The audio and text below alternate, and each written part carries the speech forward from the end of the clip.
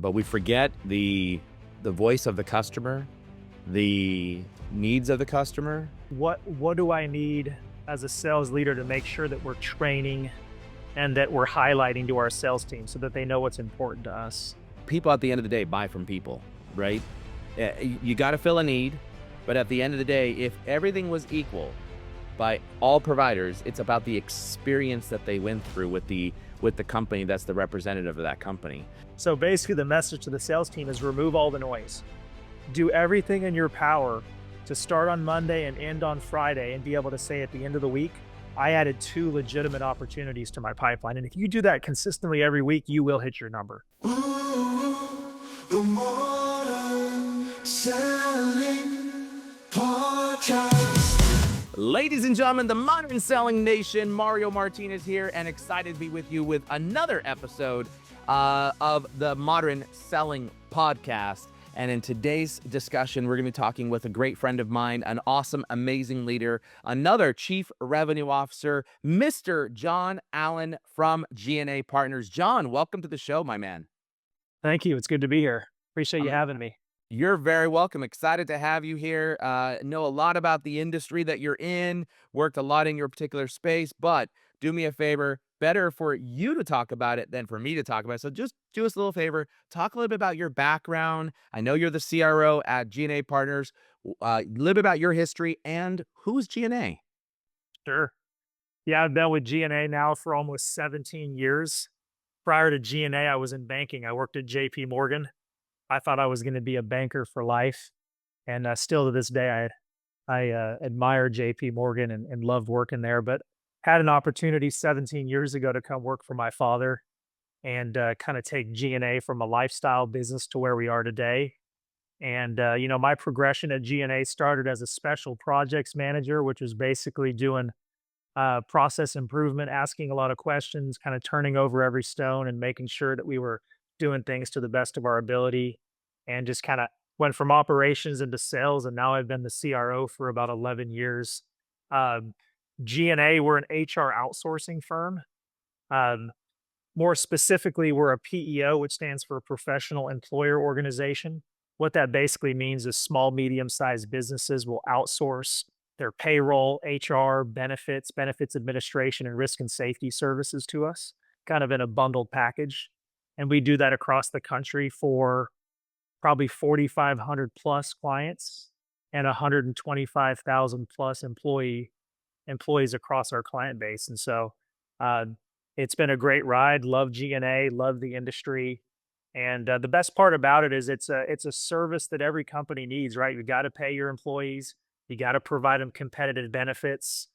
You got to provide them HR support, and you have to help your client companies, build a great environment for their employees to work at and come to every day. So it's been a great ride, and not ready to get off.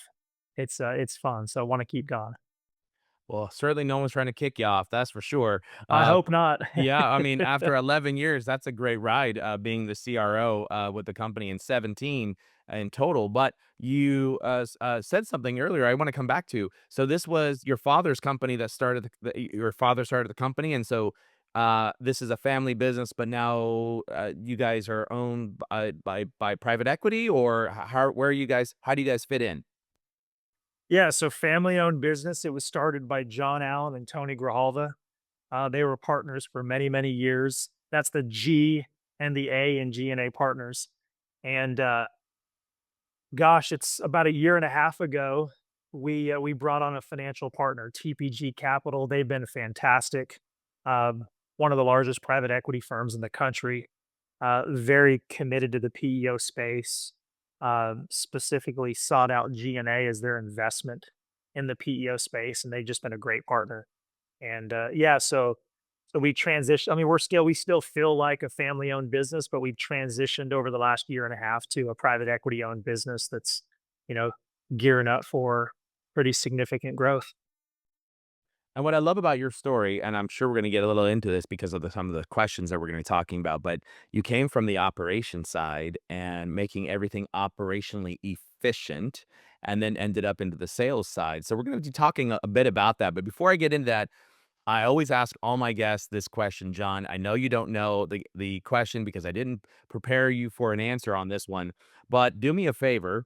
Tell us something nobody knows about you, even if they're looking at any or all of your social profiles. Oh, goodness. Something that nobody knows about me. Um, I lived in El Salvador for 2 years and I speak Spanish, although my Spanish is not as good as it used to be. But I lived in El Salvador for 2 years when I was 20 years old. So from 20 to 22, 19 to 21, as a missionary. And that was a great experience. And um, I think that experience has kind of helped me appreciate um, kind of all the amazing things that we have here in the United States and the opportunities um, but yeah, that's something that very few people know about me. Um, I guess one that's a little bit more fun is I love movies, but I never watch a movie more than once because there's so many movies to watch. I'm like, look, I've seen the movie. Why watch it again when I can go watch something else? Oh, well, okay. I've got also a very special question. I'm not going to ask you yet, but I'm giving you a hint. It's at the very end, and we're going to come back to that particular topic around movies. I'm very interested in that one, actually. Well, great. So, you speak. I assume your children are you teaching them Spanish? I'm not. No, I probably should have. Uh, but yeah, now my Spanish is más o menos. Más o menos. Gotcha, gotcha. Well, the opportunity to learn a foreign language, whether it be Spanish or any other, is one of the greatest privileges I think that people can teach an individual. To have that extra oomph of brain power that makes you just start thinking differently with a different part of the brain. So, at any rate, nonetheless, let's get into some content here. Love your background. Thanks for sharing that. And in case you didn't know, my mom and my grandfather is from El Salvador as well, and my mom is Salvadorian as well. Oh, fantastic. So you love pupusas then? Oh my gosh, give me pupusas all day long. Make me a fat, dumb, happy chili bean. I ate many, many pupusas over a 2-year period of time, probably too many to count. But yeah, that's a special country for me with amazing people and always near and dear to my heart. So that's a small world. I didn't know that about you. Yes, yes. As a matter of fact, my grandmother, who is still alive, is she actually has been teaching some of the women in our family how to make the pupusas. But she's actually from Nicaragua, so but nonetheless, she obviously made pupusas because my grandfather was Salvadorian. Oh, that's fantastic. Yeah, yeah, very good. Well, all right, let's get into some good content here. What one of the things we were talking about earlier before we started the show was really looking at say as at this a sales organization that it shouldn't be seen as a just a revenue engine, but as a strategic leadership function.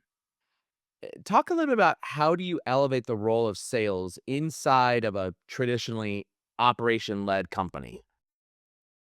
Yeah, for sure.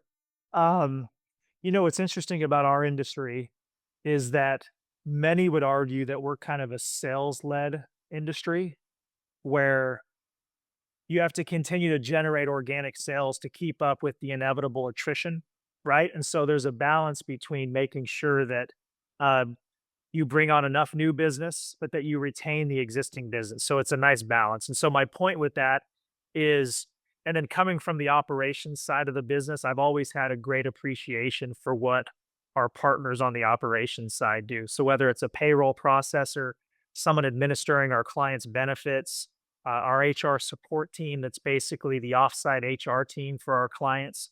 I have a huge amount of respect for what they do on a daily basis. It's a lot of work. Um, they're very responsive. You have to be very responsive, right? In an outsourced environment, if you're not super responsive to your clients, what question do they start asking themselves? They start asking themselves, should we just bring this in house and do it ourselves and not outsource? And so you have to be super responsive. Anyways, what I've tried to do from a sales perspective is bring my experience when I worked in operations to the sales folks so that when they're out there talking to our client companies or to our prospects, they can kind of think about the value proposition through the lens of the client and The client is operating a business. How is what you're selling to that client going to help them operate their business more efficiently, more profitably, etc.? And so I think instilling that in our sales team, they kind of take a step back and they realize, like, look, I'm not just someone that's schlepping product or trying to hit a number. I'm actually a consultant that's trying to get my client company from point A to point B and become a better business. So let me be consultative. Let me help um, understand issues that they're dealing with, and really help them see kind of a future path to greater success. I appreciate that commentary, and I think that's difficult when you are a salesperson and you're got a quota wrapped around your neck and you're trying to find somebody to be able to purchase or buy. But we forget the voice of the customer, the needs of the customer. And I've always said this, and this was my famous line in the movie that Salesforce put together called "The Story of Sales." They picked 20 sales influencers from around the globe, and my famous clip that Mark Benioff introduced in 2019 at Dreamforce was "Sales is the art of helping." And I think what you just said puts kind of solidifies exactly what I'm saying, which is you've got to understand the customer's pain or problem and put yourself into what am I providing that's going to help solve that particular problem or problems that they have. Is that fair to say? No, 100%. And I think sometimes putting yourself in those shoes or seeing the sales process from that lens requires some tough conversations, right? Sometimes it forces you to have to push back on the buyer and remind them, like, hey, when we originally engaged, it was to solve X, Y, and Z. Now our conversation has pivoted to price, price, price, which again, I know that's important and I know it has to be, the budget has to be considered, but let's not forget that when we engaged, we were talking about problem solving, right? So sometimes we have to. I just had a conversation with one of my sales leaders today where he was talking to one of his sales reps. We call them business advisors because at the end of the day, we're advising our client companies. But he was talking to one of his business advisors and he had to remind him that, okay, now that you're at the final stages, they're pushing you on price a little bit, but you have to remind them the reason that you were in there in the first place was because of a shortfall in services from a prior vendor and things that they were trying to improve. There's a cost associated with that. And if they're trying to get us at the same cost as the situation that they're leaving, are we not missing the value? Are we not missing what we're trying to accomplish as an advisor to our prospects and our client companies? And so, yeah, I agree with you 100%. So that's really moving the sale from transactional selling to as a strategic partner, a strategic advisor. What do you think has to change in the mindset and the process of a salesperson to make that happen? That's a good question. We just had our sales summit last week in Denver, and it was a great time, a lot of great energy. And in sales summits, you reflect a lot about like what do I need as a sales leader to make sure that we're training and that we're highlighting to our sales team so that they know what's important to us. And and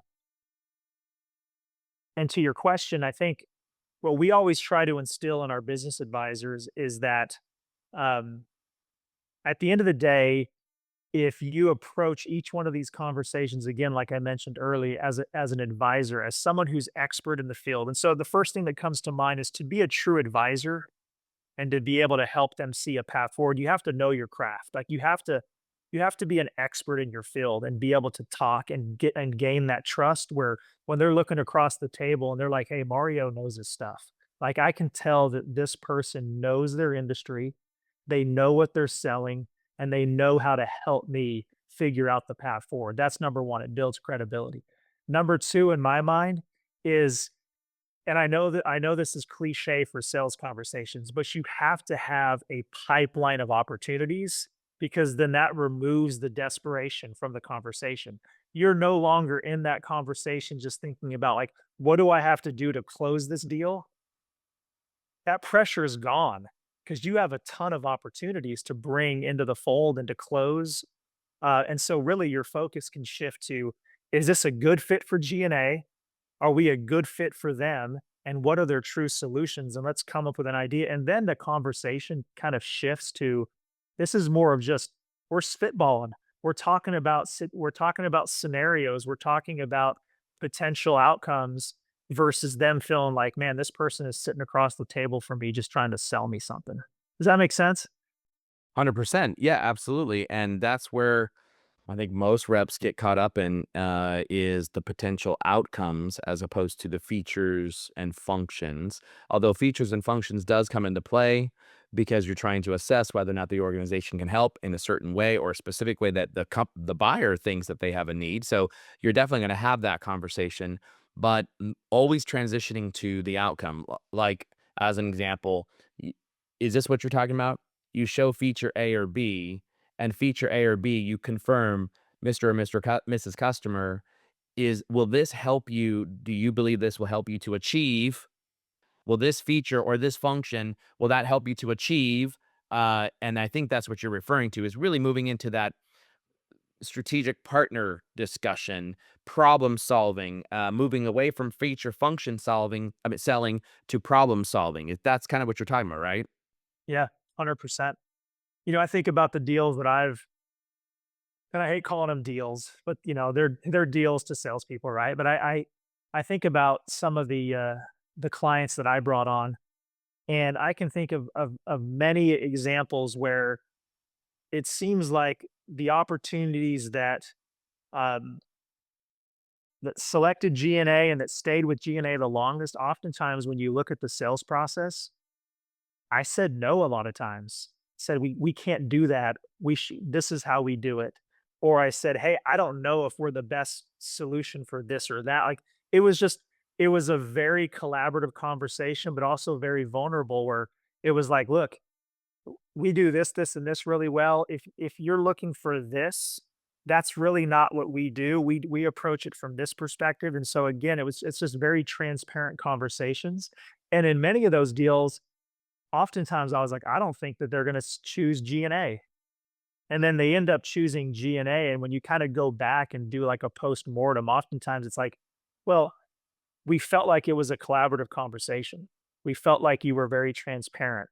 We felt like you were giving us all the different solutions and helping kind of us evaluate it from our perspective versus yours. And so again, all that is to say, I think that as a sales industry, regardless of what industry you sell for, I think if you can put yourself in the customer's shoes, if you can be an expert in your field, ask really good probing questions and kind of challenge the status quo, I think it makes for a pretty fun sales process. And you win some of those opportunities and you lose some, but the ones that you win, it just really starts that relationship off on the right foot. And I think what we're really talking about here as well is we're really training reps to understand client strategy, client problems, uh, not just their wants, right? The I want this, but why do you want this? What is it that you need? Why do you think you need this particular element, feature, benefit, program, service, whatever it might be? There's got to be something behind that, and you're helping reps understand the strategy piece, and then tying back function, feature, pricing, service, all back to that strategy. Is that right, John? Exactly. Exactly. That the comment that you just made me think about one of our top business advisors in the Northeast. Um, just brought on a new opportunity to G&A. And I was talking to him at Sales Summit, and he was like, John, I literally thought I was going to lose the opportunity multiple times. We were more expensive. We couldn't do X, Y, or Z. And then I won the opportunity. And he's really good about always going back and saying, hey, to help me, why did you choose G&A? And they talked about a few things, but at the end of the day, they said, we felt like you would be the best advocate for our business. You were always open and transparent. You We didn't feel like you were hiding anything from us. You talked openly and honest about price, about what you could and couldn't deliver. And we just felt like, hey, we want this business advisor in the trenches with us. So, regardless of price, at the end of the day, what they were saying is, we chose you. We chose you, sales rep. And I thought that was pretty cool. And I think all of our sales reps have the ability to do exactly that by being transparent and being very open and consultative in the sales process. Totally agree with you. We call that like slowing down to speed up the cycle, right? Slowing down, and that creates a higher ticket value item because people at the end of the day buy from people, right? You got to fill a need, but at the end of the day, if everything was equal by all providers, it's about the experience that they went through with the company that's the representative of that company. And so talking about that, you talk to me about an approach to creating a revenue culture within a sales within a company, period. Where does it begin? How does it begin? Yeah, that's a great question. I mean, look, when I took over sales 11 years ago, it was very loosey goosey, right? It was like, hey, we think that we need to generate, X amount of new business this year. Okay, we'll do that. And then you kind of track it through Salesforce. And then what you realize each and every year that you do this is that there's a whole process behind it, right? And it starts with finance, right? It's like, here's our budget. Here's where we need to go from a growth perspective, whether that's we want to grow 10%, 15, 20% a year. Here's where we need to go, right? And so you look at client attrition, you look at acquisitive growth, and then you have to look at organic growth. And it's like, okay, for us to get from here to here from a budget standpoint or from a revenue target standpoint, you know, we need to grow sales from here to here, right? And so you start with a capacity model and you figure out, well, how many reps do we have today and how many reps do we need? Um, and so what I'm getting at is we started to create a revenue culture at G&A, honestly, and this is going to be a plug for Salesforce.com, and I didn't mean it that way. But the first step for us is we rolled out Salesforce and we created a CRM where there was visibility. There was visibility in the size of the opportunities. We put everyone's quota. We put the region forecast, the company forecast. The key metrics to help reps keep up with activity to make sure they have adequate pipeline. We just started to measure all that. And by measuring that and having it front and center, that was step number one. Step number two was like, okay, well, why do you need to hit this goal? Why does the sales team need to generate X millions of dollars in new business? And we were able to tie it all back to, well, here's where we are as a company. Here's where we want to go. And oh, by the way, by us hitting this goal, sales team, it allows the ops folks to hire more support people. It allows us to expand into this area. And so, to answer your question, we created that revenue culture first and foremost by putting the numbers in front of our team so that they could see them day in and day out. And then the second thing we did is we just helped them see kind of what their production leads to from an overall company goal perspective and the type of resources that it provides to our ops team to be able to expand and provide better service, et cetera, et cetera. And so that started the revenue culture at G&A. And it's only grown from there as we've hit our goals and hired more salespeople. It's been pretty cool to see. Interesting you mentioned that. I was just having a conversation with the head of sales at a transportation logistics company, a provider, Enrique Alvarez. He's the CRO over there. And one of the things he was talking about in terms of really turning and shifting the company into a revenue culture is actually having open KPIs that everybody sees, not just at the rep level, but all the way up. In fact, he talked about that everybody knows in the company how much he makes, his base salary and his commissions. And he says in every VP, every director, it's all published inside of inside of some application that they have, and every sales rep knows what the other sales reps make as well. Because it's a shared model, kind of like a co-op where everybody has ownership of the stock, and so everybody gets to see all of that data. And so I thought, wow, that's pretty open. And he says, but really, it's interesting because when as a salesperson, you look at Jane Doe and you see that she's the top salesperson, you're like, I want to be like her. What do I need to do to be able to achieve that number? Or you look at management and you're like, I don't want to go into management, so I'm not going to pursue that route. And so it was interesting to see what the results of that. And I thought, huh, that's an interesting one. And he said it's not just him, but it's every leader across the company has all of their salary and information published so that everybody can see that. And so it's very transparent in terms of the culture. And he goes, it's one of the reasons why people have stayed with us so long and have been so successful is because they know that, there's not the ivory tower up here where everybody's getting paid, millions and millions of dollars, but no one's actually performing. So there's compensation, open KPIs, and expectations that are set and identified for each person. And I thought, I wonder how they got around that from an HR perspective, but nonetheless, it works.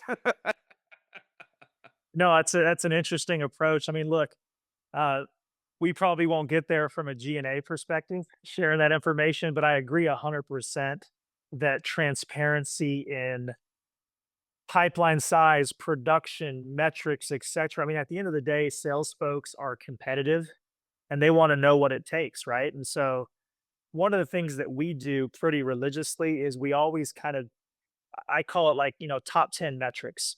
And we always look at our top 10 producers every year and we share kind of the key metrics so that folks can see, like, if I want to be a top 10 producer at G&A Partners, what are the key metrics? Because as you know, in sales, I mean, there's so many KPIs that you can look at and it gets somewhat overwhelming.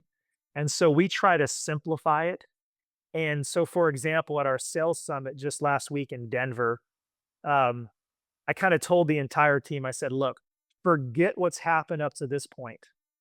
Don't get overwhelmed with all of the different KPIs. Focus on one KPI for me. And for us, it's, can you add two legitimate opportunities a week?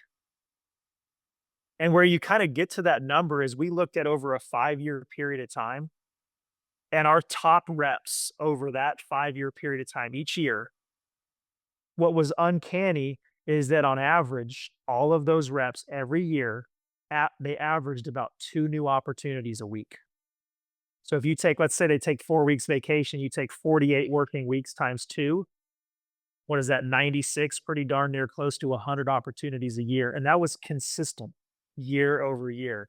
So basically, the message to the sales team is remove all the noise. Do everything in your power to start on Monday and end on Friday and be able to say at the end of the week, I added two legitimate opportunities to my pipeline. And if you do that consistently every week, you will hit your number. And it was kind of, you could kind of see the light go off in a lot of the reps' eyes. And it was like, okay, there's 20 other KPIs. I can forget about some of those and focus on what do I need to do to generate those two opportunities. And so, as far as transparency now, they can all kind of see we created a dashboard in Salesforce with every single sales rep, and we're tracking week by week who's hitting that two per week so that they can see what that leads to by the end of the year and get kind of more, broader buy-in, so to speak. Very interesting. That's a great KPI to be able to go back to the sales team and say, "Hey, 96 opportunities in a year equals 100% club, right? To a week." And then narrowing that down to, let's translate that to a week over week function. Your focus is two opportunities a week. So now what do you need to do to be able to bring those two opportunities into the top of the funnel or the pipeline, whether it's provided by marketing or self-generated? You've got a combination of things that you need to focus in on to make that happen. Very good metric. And actually, I would probably challenge any of the sales leaders out there to uh, identify, do they know how many net new opportunities need to be added either per week or per month in order for a rep to be able to hit 100%? That's probably a tough one that I think most people don't have off the top of their head. With that in mind, how do you balance pipeline growth with the rep development inside of your sales organization? Yeah, that's a really good question, and we're getting a lot better at that. And here's what I mean is, um, so for us, kind of pipeline 101 started this year with making sure that within salesforce.com that we were progressing our opportunities through the proper stages. And each one of those stages has a probability tied to it, right? So when you get to late stage verbal, maybe it's a 90% probability. So on a $100,000 deal, it's forecasting out at 90,000 based off of that probability. And so step one for us was making sure that opportunities were being entered into the pipeline, that they were only being moved to stage one when data was provided. So that's a legitimate opportunity is when data has been provided.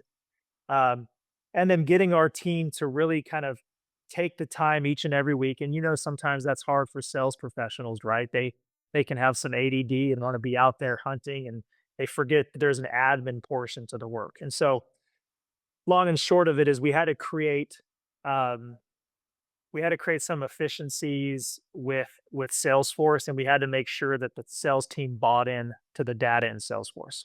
And the reason is because by getting those opportunities, it allowed us to actually assess, like, do we have enough pipeline?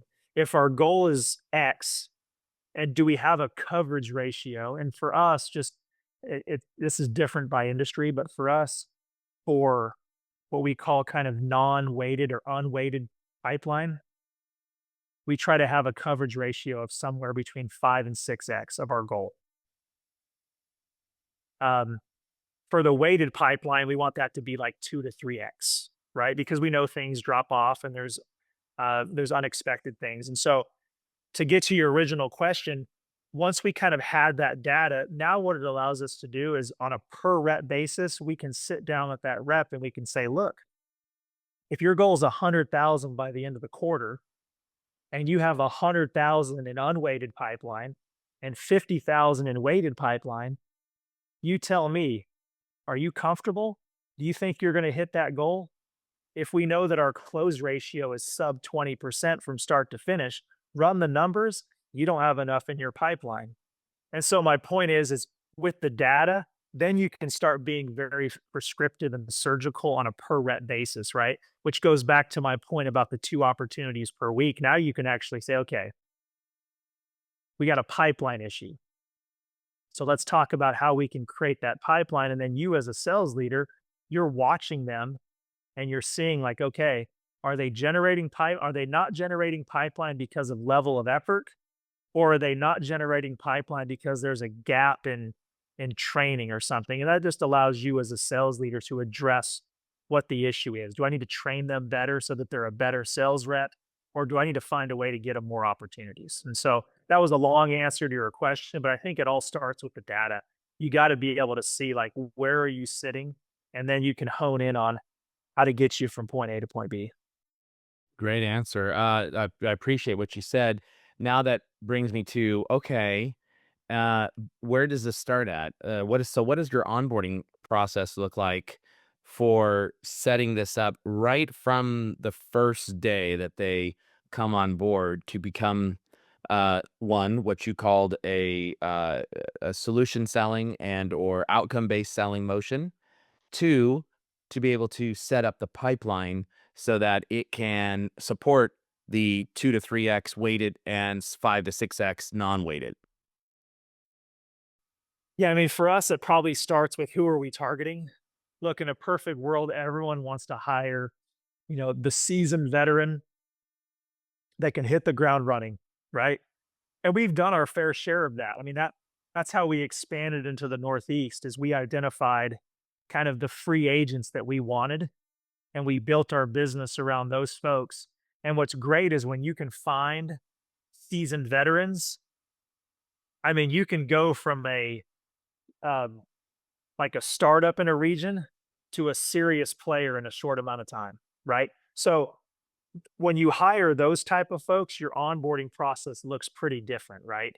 You don't have to necessarily start from ground zero. Really, what they want to know is what's the G&A way, or whatever company you're at. How do you go about sales? How do you gather data? What systems do you use? What's your proposal process? You name it, and then unleash them, right? Um, that second group of hires that we oftentimes look at, um, they're established in their market, they have pretty significant sales experience, but maybe not specific to our industry. And so the onboarding for them, the way it looks at G&A, it's kind of that 90-day process where it's like the first 30 days is let's make sure that they understand what we're selling and what PEO is, right? It doesn't really make sense in that first 30 days to teach them all the amazing things that our sales enablement tools do because they're going to forget it by the time they start having opportunities. And so for us, it's really that first 30 days is what is PEO? Well, who is G&A? How are we positioned in the market? What do we sell? And getting them to a point where they feel pretty comfortable with our value proposition, our products and services. And then the 30 days after that is let us introduce you to the tools that we have to help you be effective as a sales rep. So whether that's, outreach or sales loft, Salesforce, Zoom info, you name all the tools, make sure that they know how to use those.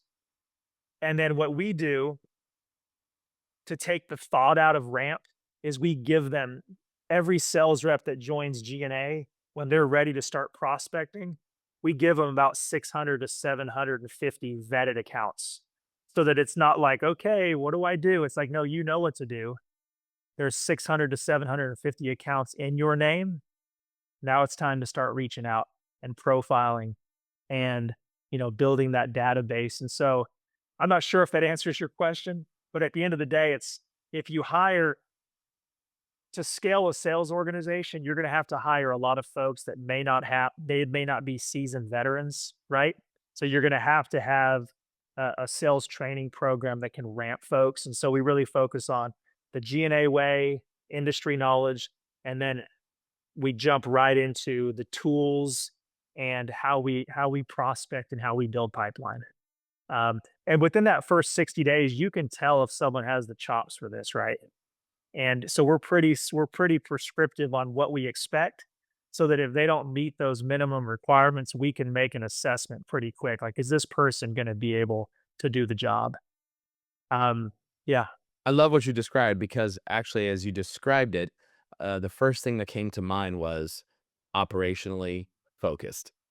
Right? You've got a system, you've got a process, you've got an operations that is centered around onboarding and the elements that they need to know when they need to know it. And I think that a lot of sales leaders and marketing leaders by at that as well who are listening in that have like the BDRs or SDRs, which is a good chunk now. Marketing really is holding on to about a third of the top of the funnel lead producers.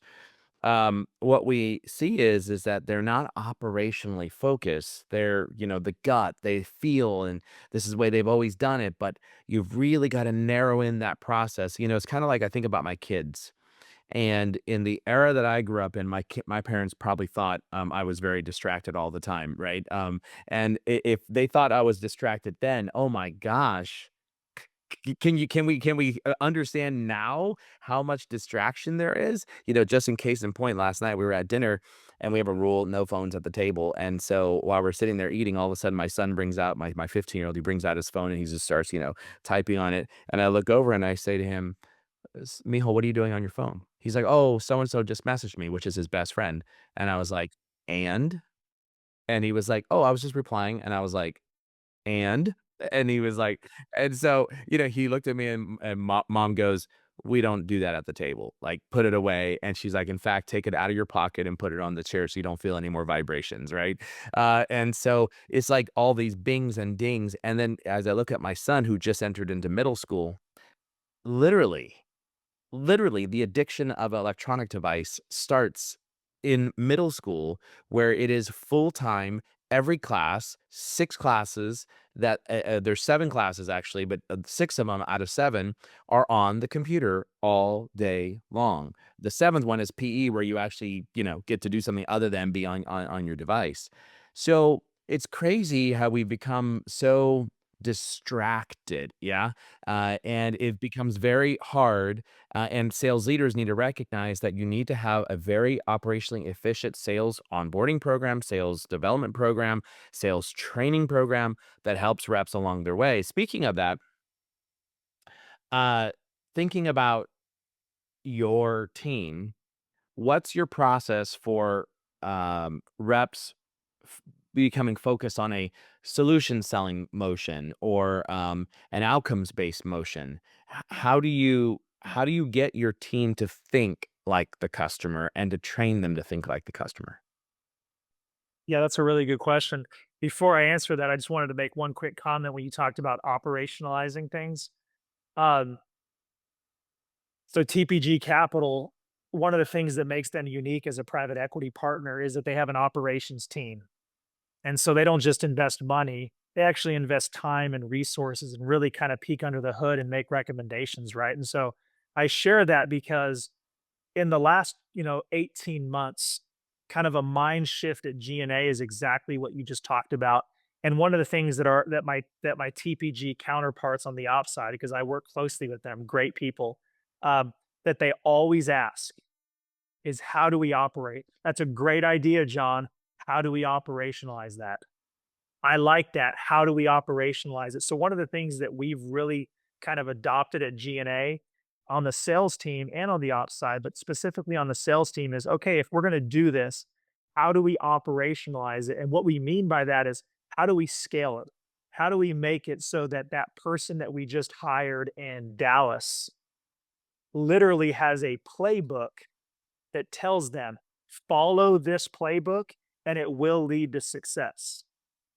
Because at the end of the day, if you don't operationalize things as you scale, the effort and the initiative gets watered down, right? Because you're relying on, non-documented processes and procedures, right? And so it just gets watered down. So, anyways, I agree with you 100%. Like, you have to be operationally focused on everything that you do in sales, especially as you scale. Um, for us at G&A, uh, John and Tony, our founders, so Tony Grijalva and John W. Allen, uh, they came from a consulting background, and so that's kind of in our DNA. It's always been in our DNA. They were consultants at Grant Thornton years ago, and so that mindset permeates the organization. In all of our meetings, our operations team, like we're an inquisitive bunch. We ask lots of questions, we dig deep. And so that's number one, is it's just in our DNA. But specifically, again, back to the topic of operationalize, how do we operationalize that type of selling? Um, what we decided to do about a year or more ago is we had to identify a sales approach that fit with us. And there's a lot out there. So I'm not advocating that this is the one and only, but for us, we adopted the Sandler selling model. Um, and so for us, it jived with how we approach sales, right? There's a lot of other ones that we think are great, but to scale, we had to identify one that we wanted to train all of our folks on so that it was consistent across the board.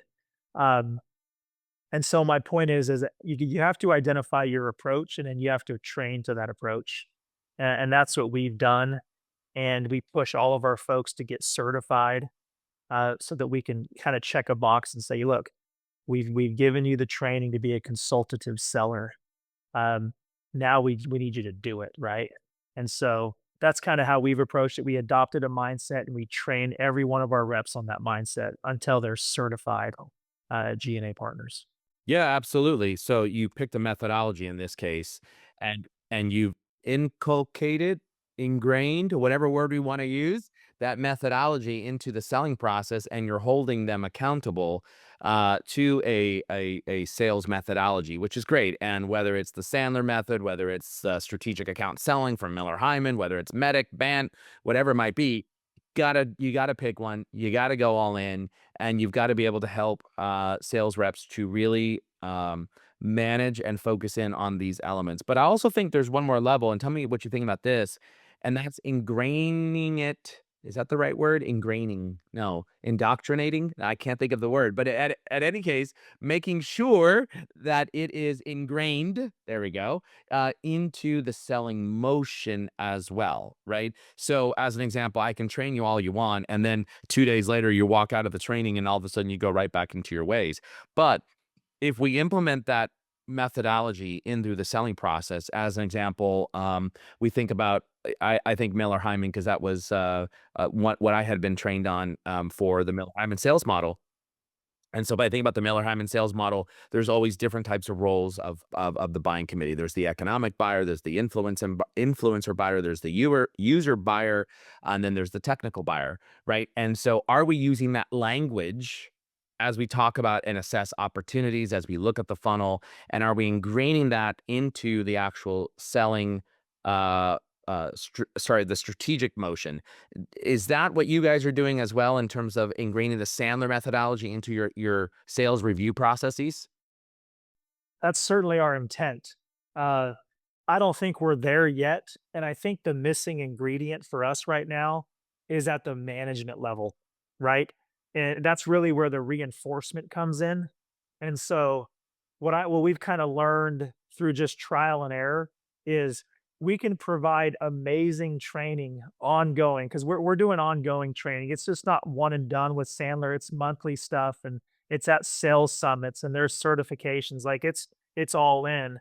But what we've done to take it to the next level is we have a parallel track for our sales leaders because to your point, they can get this amazing training. They're motivated, and then the minute they're back sitting in front of their desk and they're tasked with generating pipeline and closing business, it's easy to go back to those old habits, right?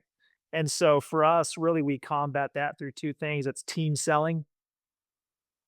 Identify folks that you can learn from that have like it's second nature, that methodology. And then number two is leverage the heck out of your sales leader. I always tell my sales leaders, like, if your sales reps are not inviting you on as many calls as possible and your calendar is open, there's something wrong. You need to look at the mirror and figure out, why are my people not inviting me on calls? Why am I not shoulder to shoulder in the trenches with my people? Because I think that's where the reinforcement comes from. I know for myself, when I started at G&A, I've always sold at G&A just because I just gravitated towards it. I liked, the commissions and the thrill of the win, right? But for me, what I did the first 12 months at G&A, I invited my dad, who's our CEO, John W. Allen, on every call with me. And I would just watch him.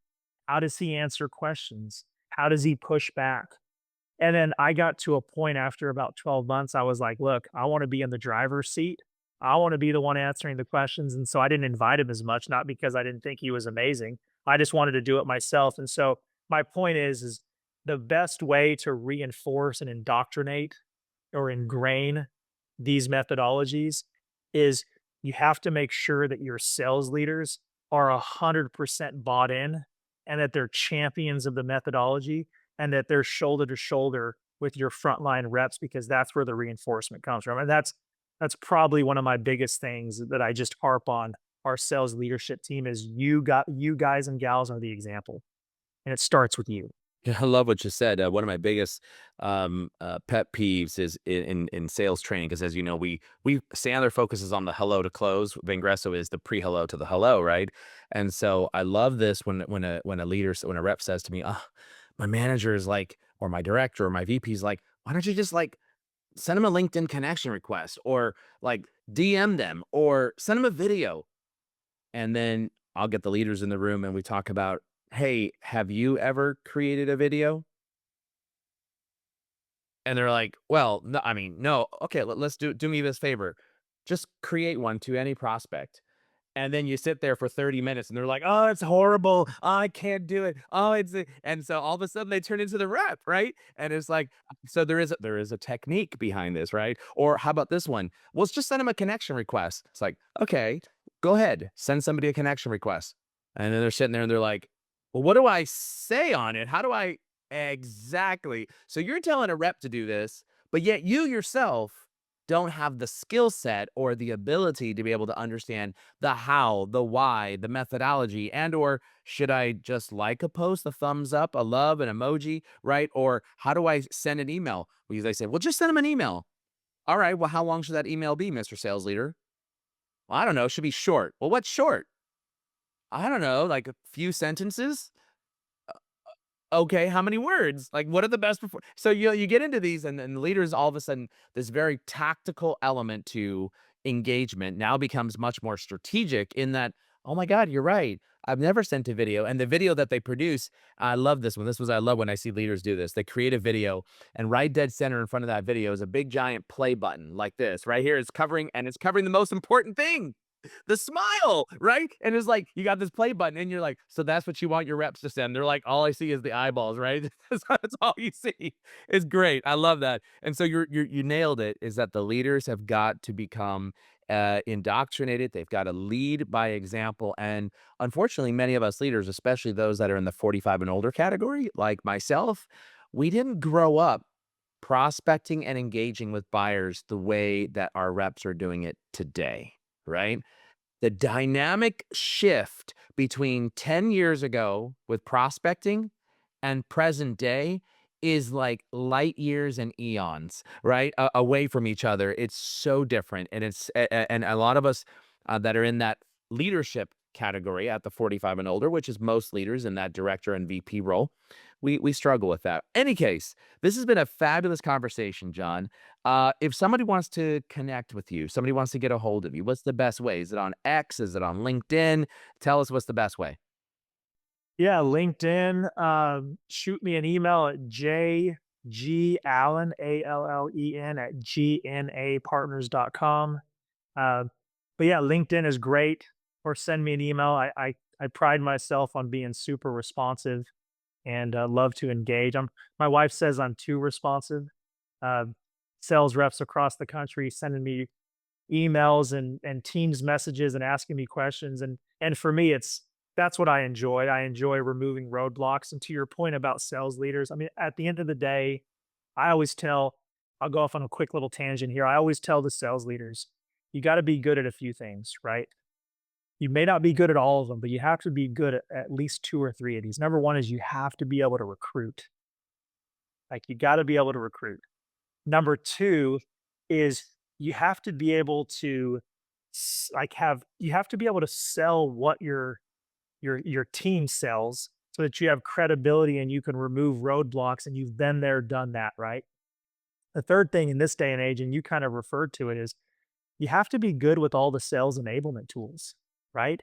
Because you know, if you can navigate all the tools and create just amazing efficiencies, like the gentleman that runs our SDR inside sales team, I mean, he is a savant when it comes to our sales enablement tools. And because of that, he's able to troubleshoot things very quickly for his team and make them just that much more efficient.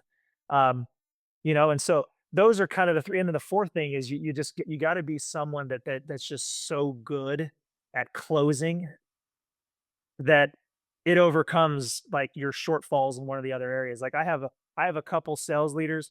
They've been in the industry forever. They are phenomenal.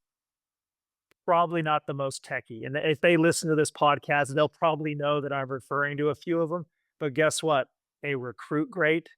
They know our industry inside and out, and they are great in a meeting. And so again, to your point as a leader, be good at a few of those things because otherwise like, I don't need a leader just to be firing off emails and telling sales reps, you don't have enough pipeline. You're not working hard enough. You need to do this or that. Like, show them how to do those things. And so, anyways, when you brought that up, it just kind of really sparked some emotion in me because, again, I think when all's said and done, if people were to ask me, like, why has the G&A sales organization been successful? Because TP one of the reasons TPG invested in G&A is we have one of the best organic sales engines in the industry. And if people ask me why, I would tell them it's our frontline managers and we've hired really good people. And then to your point, we've tried to operationalize all this, but it starts and stops with really good frontline managers that are in the trenches with their folks. And so, anyways, I could talk to you for hours about this stuff. It's just I'm very passionate about it. But yeah, anyone that listens, feel free to reach out to me in LinkedIn or shoot me an email, and I'd love to shoot the breeze with them and learn from them. And that's the great thing about sales is you're always learning something. You know. And if you do reach out to John Allen, make sure it's John G. Allen, by the way, at G&A Partners. And make sure, Modern Selling Podcast Nation, that you say, hey, John, I heard you on the Modern Selling podcast. Send a personalized connection request. And if you're selling to John, you better make sure that you've listened to the end of this podcast and you say, man, that was a great podcast. And yes, I heard you on the Modern Selling podcast. That is important, especially when you're trying to find something to be able to relate to a buyer there. Love the conversation. Love the depth that we went into. John, congratulations on the success there. I have one final question for you, and that is your all-time favorite movie. What is it? My all-time favorite movie is Remember the Titans. Uh, and I know at the beginning of the podcast, I said that I don't watch a movie twice. That's one of the exceptions. I think my son, my 13-year-old son, he's probably watched that movie 50 times, and I'll occasionally just stop and watch it with him, and it's just every time it just hits you right in the heart. Great movie. I love sports. I love the competitive side of the movie. I'm a Denzel Washington fan for sure. And then I just love there's a heart to that movie that just every time just gets me choked up, and I just love, you know, at the end of the day, it's a team that comes together with differences, right? And that's really what a sales team is. I mean, at our sales summit last week, it was just phenomenal. And you have people from different cities, different backgrounds, different cultures coming together with the same goal. They want to be the best sales rep humanly possible. They want to help their customers figure out their needs and, generate some revenue for G&A at the end of the day, right? And so I love Remember the Titans. Remember the Titans is a phenomenal movie. Denzel did an amazing job, and there is not a single time yet that I haven't cried, especially when he takes them out to the battle. Is it Battles of Gettysburg? And the fallen soldiers, and he says they were black and white. There was no difference between these men, right? And they all fought for each other and with each other. And that scene right there, and then the of course the pivotal scene. You remember the night that they played the Titans, or make them remember the night that they played. That was something like that. So there we go. Remember the Titans. I love that movie. Yeah, I'm the same. I get emotional every time I watch that movie, and my sales team will tell you I'm known to cry occasionally and get choked up. I think I even got choked up at our last sales summit. I get choked up every year at President's Club.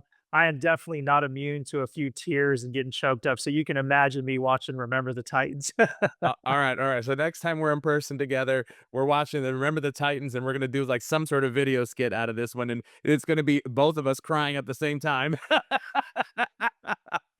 That could John, very well happen. very well, because I'm a crier too. John, it's been a pleasure having you on the show. Hey, everybody listening right now, don't turn that dial quite yet. Listen to this important message right now. Thanks for listening to the Modern Selling Podcast. Please do me a huge favor and give the Modern Selling Podcast a 5-star rating and review on iTunes. Oh, and don't forget, if you'd like to save 20 hours or more in a month and increase your productivity, go right now and download Fly Message, that's flymsg.io, for free. It's your free text expander and personal writing assistant. Hey, thanks for listening in, and until the next episode, good selling.